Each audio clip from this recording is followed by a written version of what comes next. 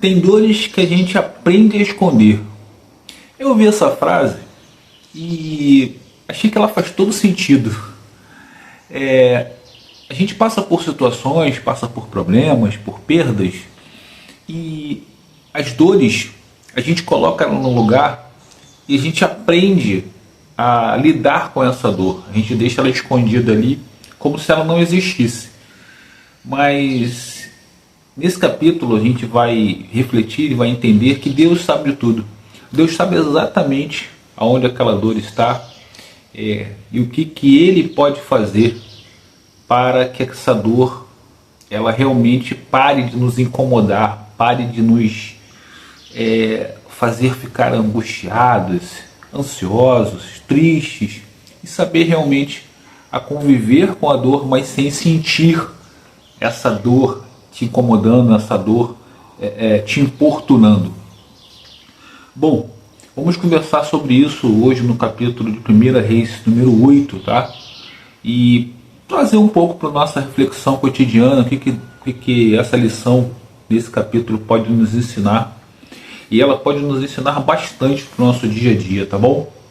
Bom, eu me chamo Olavo, eu leio a Bíblia uma vez por dia, né? Eu estou lendo a Bíblia a primeira vez, eu leio um capítulo por dia e venho aqui com você refletir o que eu entendi, o que eu senti desse capítulo.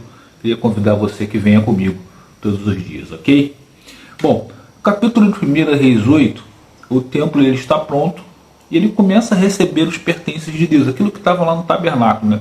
Principalmente a Arca da Aliança. Uma coisa muito interessante, logo de início que salta aos olhos, é que na Bíblia é relatado que aquele templo ele é tomado por uma nuvem que é a presença de Deus. Não é uma nuvem qualquer, é uma nuvem realmente especial, uma nuvem que representava a presença de Deus lá quando o povo de Moisés estava caminhando, né, do Egito para a terra prometida, né? De dia ele protegia do sol, a nuvem protegia do sol, e de noite ela protegia do frio. Era a presença de Deus entre o povo. Aqui Salomão ele percebe, ele identifica que é tão grande o poder de Deus, é tão forte, que essa nuvem, esse poder, ele não consegue, não é uma prisão, o templo não é uma prisão. Deus não vai ficar confinado ali, isso é muito claro.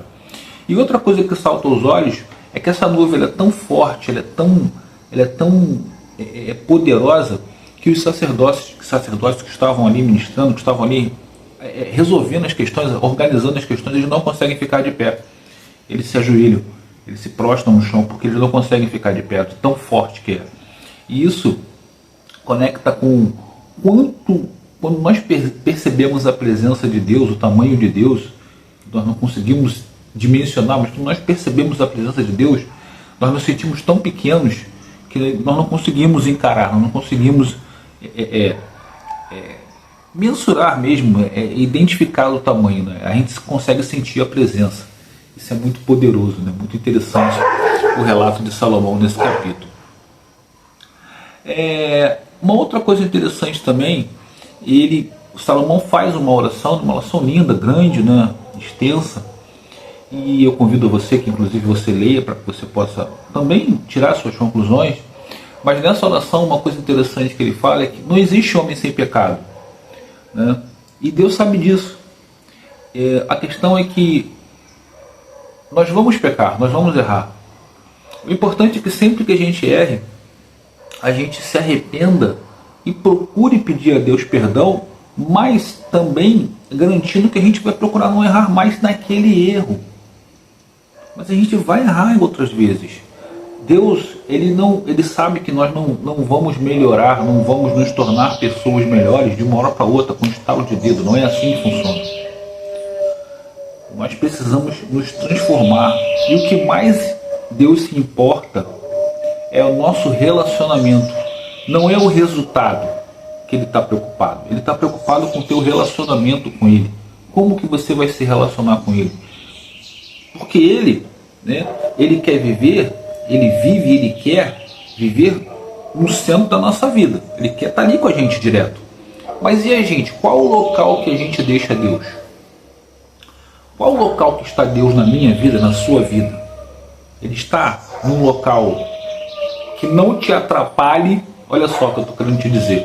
Ele está num local que não atrapalhe o teu cotidiano, ou ele faz parte do teu cotidiano.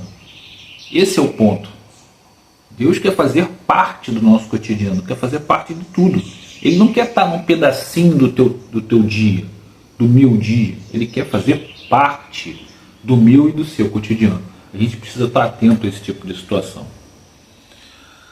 Outra coisa muito interessante que nessa oração Salomão pede, né, é que quando o povo pecar, né, a gente já falou que não existe homem sem pecado, mas quando nós pecarmos, que ele permita que a gente possa voltar, que ele aceite o nosso perdão verdadeiro, né, o nosso perdão realmente sincero, de arrependimento sincero. E aqui você tem exemplos de Davi, né, o capítulo que está mais próximo nosso, né? Davi, ele, poxa vida, ele errou, ele teve erros, nossa,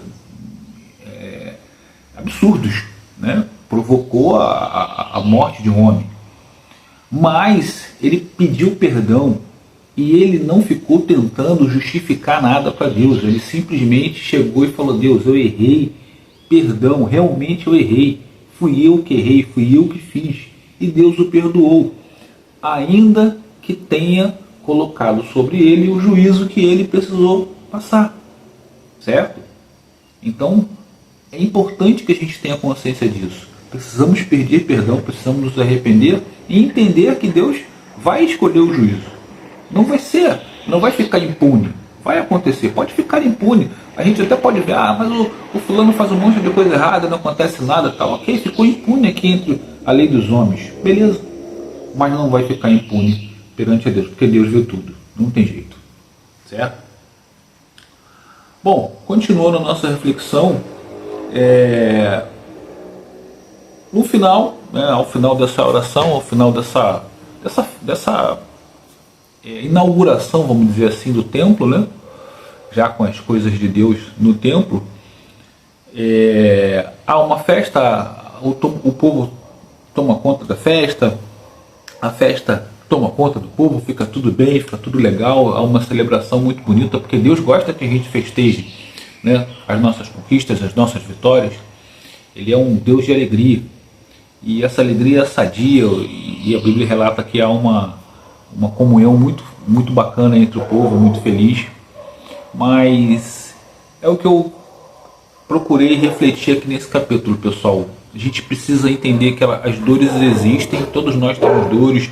Eu passei por dores, né, muito, muito, muito grandes, sabe, muito intensas na minha vida, assim. Eu nunca imaginei que eu fosse passar pelo que eu passei, do jeito que eu passei.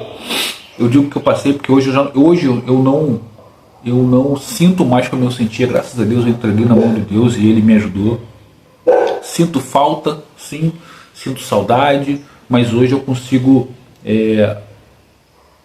interpretar de uma outra forma. Eu consigo entender de uma outra forma, e isso me faz muito melhor do que como eu me sentia. Então, precisamos entregar na mão de Deus. Vamos entregar na mão de Deus. Ele conhece tudo. Ele sabe tudo que tem sobre a nossa vida. Ele conhece o nosso coração. Ele conhece as nossas atitudes. Ele conhece os nossos pecados. A gente não esconde nada dele. E vamos procurar continuar entregando na mão dele, porque certamente a consequência vai ser festa. A consequência vai ser alegria. A consequência vai ser bem-estar. E esse bem-estar, é importante só finalizar que esse bem-estar não necessariamente é material.